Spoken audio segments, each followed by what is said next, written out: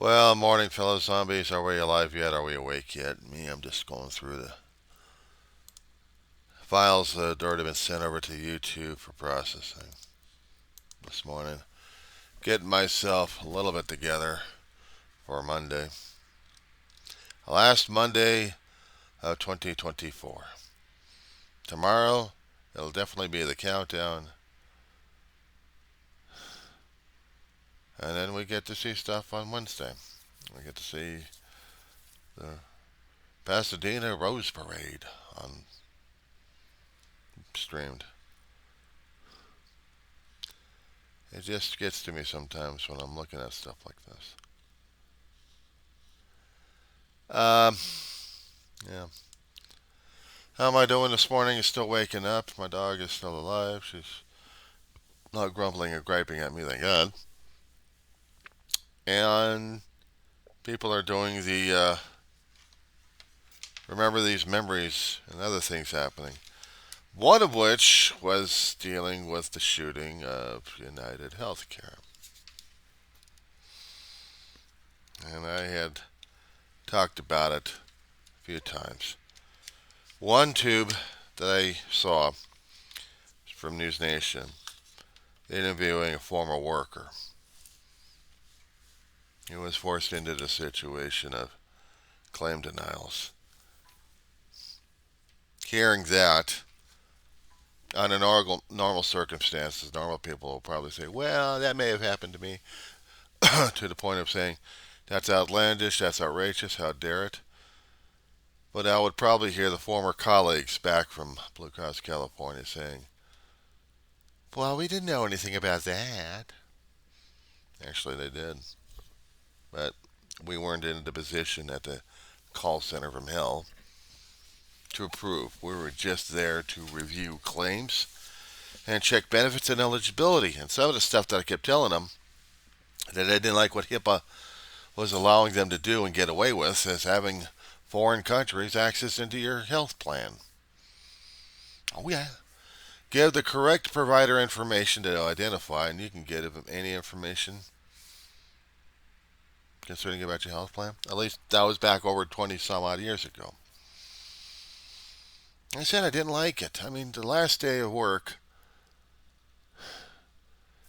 was stressful enough. I was just getting burned out to a point, and I talked about this story many times. And some of it that the zeros and ones and algorithms and everybody else may not like. I'm toning it down for my own reasons. But I did go yelling at thermonuclear. I mean, I did. Yelled at HR and yelled at my manager. I didn't give a shit. The corporation that bought them out just really didn't give a shit. So they acted the part. They wanted to keep their damn jobs, and as long and as far as the company will keep the people, but they were attritioning them. They were bleeding them out, weeding them out, dumping them. I had to want to be explosive about things.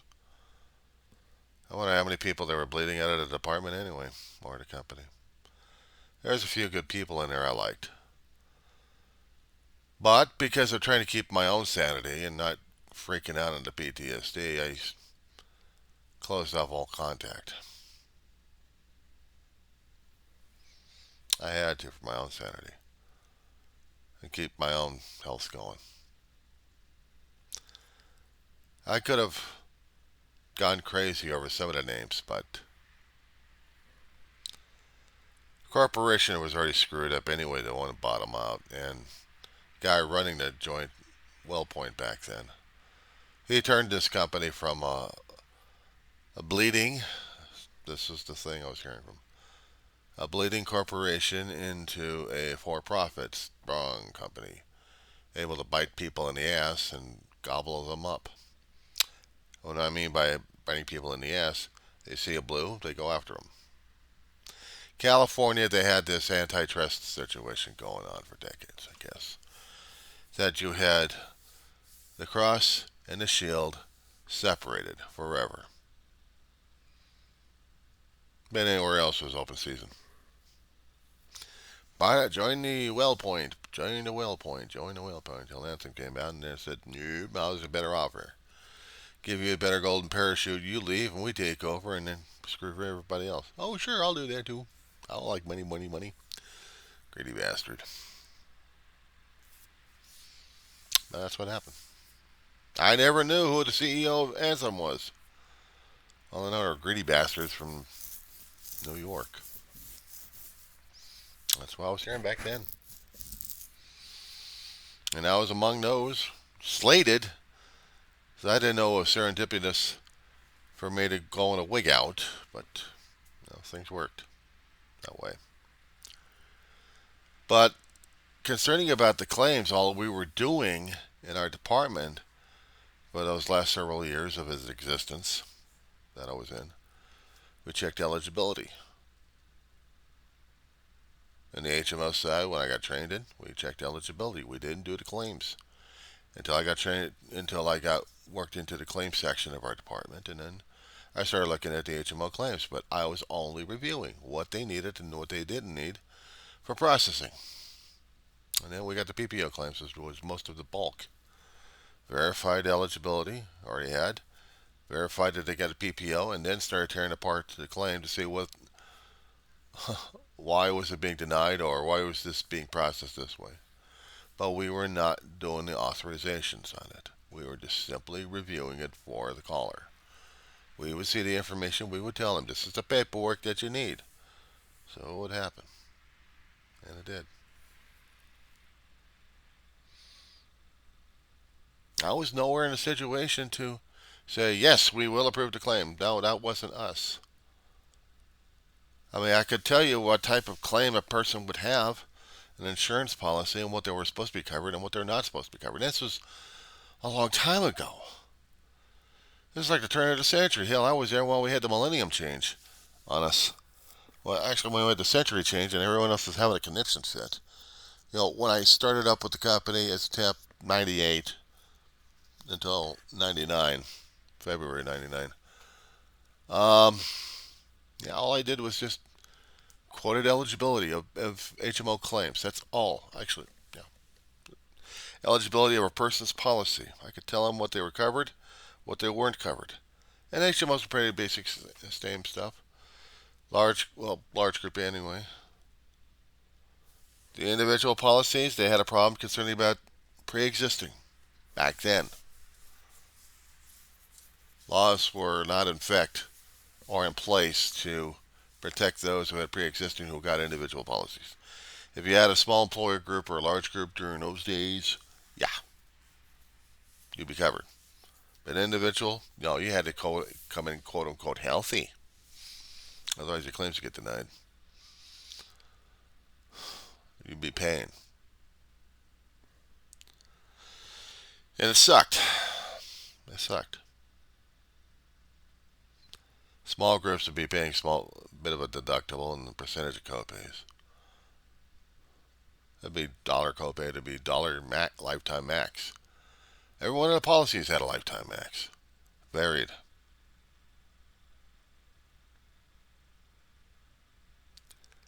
But that was a pain in the ass during those days. I was hearing the griping and grumbling from those who stayed there for years before I got in. They told me stories about how much they partied and they still take care of people's claims, and I don't know where the money was being bled off. Maybe it was from the CEOs. A nonprofit had to get the money from somewhere, usually from the members, to help other claims get paid off. Try not to make a profit, but if they actually had a little bit of a profit, it shared it with the employees. From what I heard a long time ago. These days, I rather have a flying hoot. So listening to that former worker who started her own business, good for her. She was there for several months and got pressured. She had to approve and deny. Glad I didn't work in that department. I mean, taking the calls from the doctors and hospitals are one thing. I mean, shit, what pissed me off is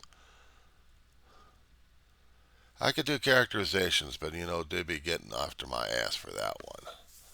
Just even saying about it. But we had foreign countries verifying, mostly India.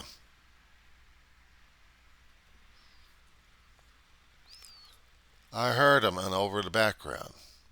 I kept saying something to the supervisors. As long as they're doing the verifiers, we could give them information about the patient's policy. Which meant a doctor Westside, actually in the United States, California, if they're too damn busy to verify eligibility, they would give the files overseas, and they would call. Because I heard the dialects in the background. And it wasn't a call centers I'm used to or accustomed to hearing. And one guy would put on 5 or 6 names. See, that was the thing. The callers who identified themselves used multiple identities, but we know their voices. That's the problem. Some of the other guys just played along with it. The staff would play along with it. I hated it.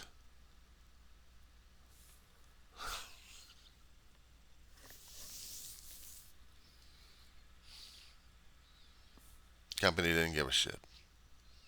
When I heard the party line coming out of the supervisor's mouth, they didn't give a shit. They really didn't.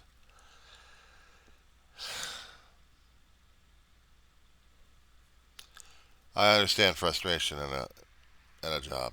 I understand it. It was not stressed about not being able to do something about someone else's file. It's we allowed other people farming, I think, at other people's insurance accounts, and I couldn't tell you which account number or which person got hit or not. I couldn't tell you that. They were all in call logs, recorded, and long gone. And there's no way for me to back up the claims I've got right now on that company.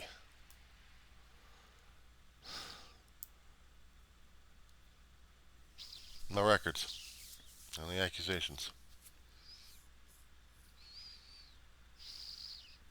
I don't remember signing any non-disclosure logs either. But this would be Anthem coming after my ass, not Blue Cross of California, not WellPoint. I know how it felt. And they just went along with it because they wanted their damn jobs that badly, and so did I. But I got sick and tired of the damn shit. I had to be a rebel rouser on that one. I even tried to talk to Los Angeles Times about it. Tried to send them information. Didn't pan out. It's like, okay, fine, fuck it, stay the hell away from everything. And you know what came and what started this in me is seeing the shooting happen in New York regarding one guy who thinks he's going to be another Ted Kaczynski. Did he have skin in the game? I mean, really, did he have skin in the game? Did that CEO indirectly affected him? Did it actually piss him off enough where he was going to do something like this? Apparently so. But I didn't hear the whole story of what was going on in his thinking in the manifest. Manifest I can make. I can make a manifest and make it into a damn horror story if I had to. I could. It's easier to make a manifest. Just pour your imagination out there and just piss people off and they'll think it's real. Unless, of course, the guy actually honestly believes in the bullshit. And then you really got a lone wolf asshole out there that a Ted Kaczynski got burned by a system. But Ted, he got used to peace and quiet of a force that got threatened. So naturally, he had to go crazy with bombings. I don't understand the snap. Much like this guy who did the shooting came back to a different location on a bus.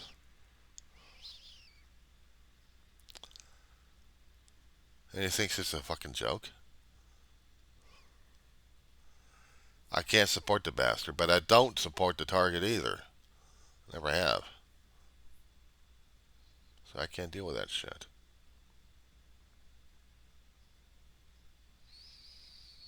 If they're going to tell me or ask me questions about how would I feel about the shooting of the CEO, was it deserved? No. But he was going to get. He was going to. He was going to get away with it. Here's the thing: in my own personal faith and belief at this point over here, karma's a bitch. But did he rate the bullet? I would expect his bank accounts to have been drained, him to be hacked, and put out in the street homeless. But then again, he's got a family, and they also benefited. The kids get ostracized. Unless they're in private school, but they still get ostracized. Terrible. They knew, but they didn't give a shit.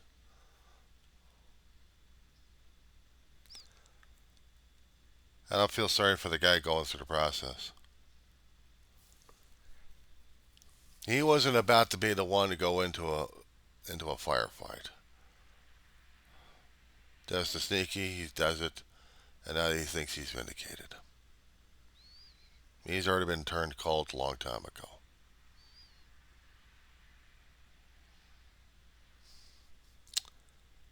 So if he happened to get life or he gets death, I don't care.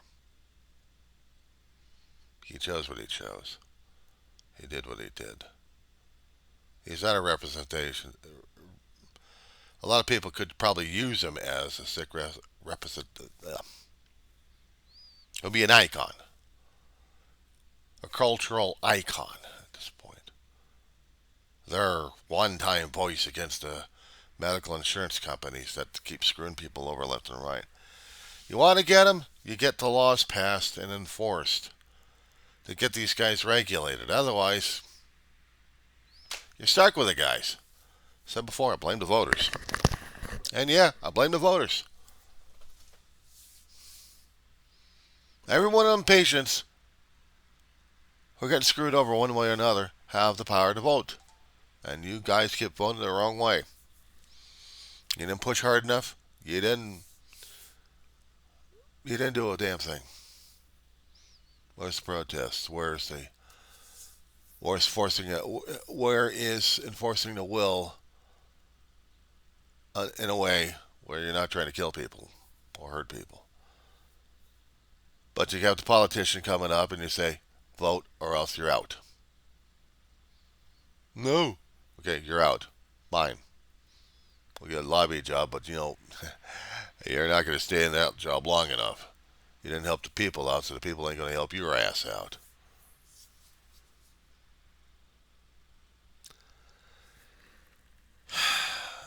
Feeling we're going to roll over a hell of a lot of things, and people are going to still be pushed around left and right. Well, again, I blame the voters. They didn't do. They didn't do. So, what am I saying that they're supposed to do? They had the chance in this electoral race. They're not going to get rid of midterms. When midterms comes up, make the right choice. Make the right vote. Get the right schmuck in office that's going to put the laws in there to make a lot of effect and change. And they're going to push back. There's going to be a lot of pushback. So they got to be harder on the damn people. Put them through the grilling. grill them in front of the people. Make them tell the truth. They'll lie your asses off like crazy. We'll know better. But at least we'll tell them our eyes are on you. We'll raise your rates. You'll never get any health insurance coverage. If we take away those who are feeding you, you'll starve. We'll still have plenty of money. We'll still have plenty of money. Unless we have the laws to deflate your ass. No, you won't. Guess what? I'm an idealist in that particular situation, but I also have to be a realist as well.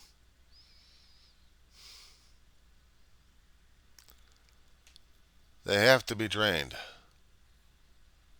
They have to be drained of what they've got.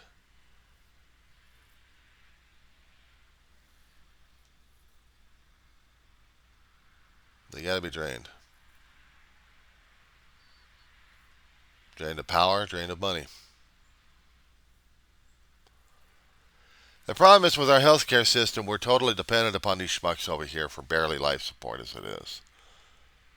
The reimbursements that the doctors and facilities need, if they can't get it from the patients, they have to get it from the insurance company or from the government. If they can't get both, well, they go out of business and people suffer even worse. When doctors move on or try to form other practices, they're still going to be dependent upon those who are coming in with the money. The doctors are plainly depending upon patients to pay their accounts. They're going to be out of luck on that one. This is why they have the health insurance companies, and they know it. But the insurance companies are doing a drop by drop. They're not paying the contractual, I don't think. Unless I don't have anything to back it up, but that was the complaints a long time ago when I was working in the blues. I had the billers, I had the doctors, I had the hospitals call me up complaining about the contractual. I had to refer them back over to their contract manager, and they hated it. Well, you guys signed a contract with Blue Cross. That was it. What else do you want? Our reimbursement rates are not the way they're supposed to be. Well, we're not the ones dealing with it. Well, get me somebody else. No, this is your contract manager. Yeah. Well, what else do you want? What do you want me to do about it? I'm checking people's claim statuses at this point. You're a provider care. You're supposed to care for me. Excuse me. No, I'm just a guy working at a damn call center trying to get his paycheck so I can survive. I always wanted to say that online. Probably get my ass fired, but I don't give a shit. I mean, I can say it in hindsight, but back then, God, I couldn't deal with it. I really can't deal with it. How are you supposed to deal with it? I don't know.